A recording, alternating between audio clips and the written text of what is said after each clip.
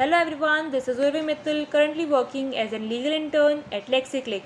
Today's topic is Rent Control Act. In India, the governing law for the control of rent, protection of rights of landlords and the rights of tenants are governed by the Rent Control Act. Contents to be discussed: Introduction to the Rent Control Act, rental agreement, rights of a tenant, rights of a landlord, non-applicability of the Rent Control Act.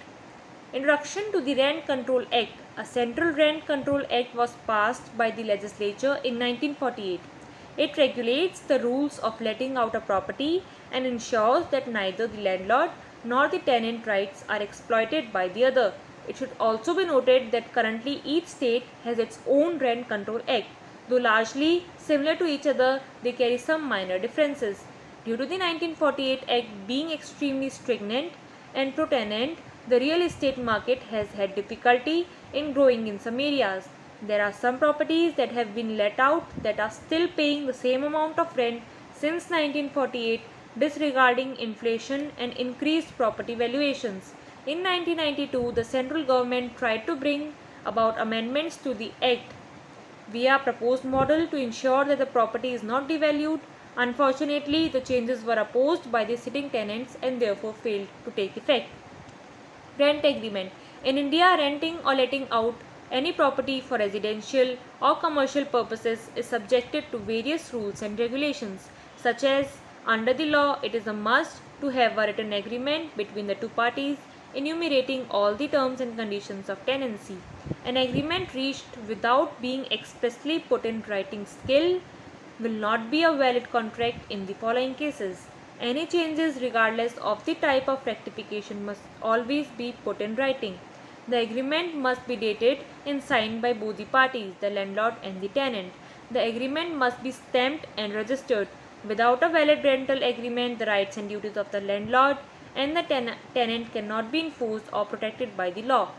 Right of a tenant. The Rent Control Act is established not only to protect the landlord and their property, but also to protect the tenant.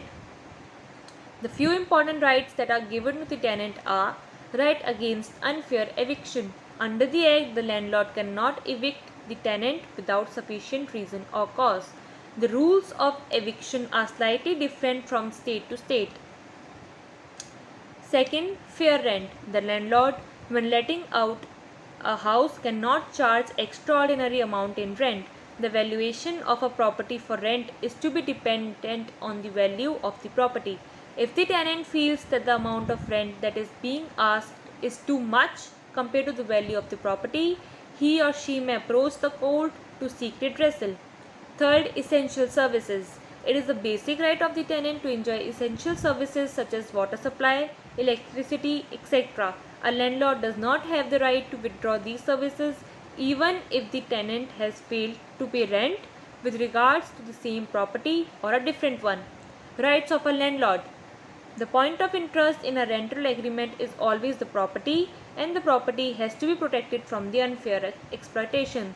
The Rent Control Act entitles the landlord with the following rights. Right to evict.